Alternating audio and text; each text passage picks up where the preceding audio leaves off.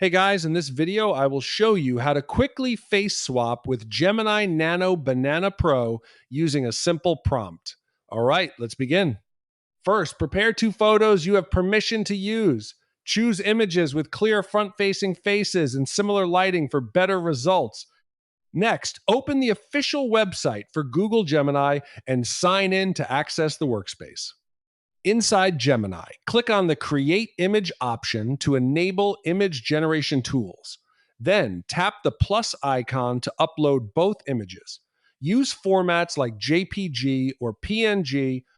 Now, enter a simple prompt instructing the AI to place the face from the first image onto the second image. Keep the wording clear and structured. Then click on the Submit button. Finally, review the result and refine the prompt if needed for better alignment and realism. So that's basically how you can quickly face swap with Gemini Nano Banana Pro using a simple prompt. That's it for this video. Thanks.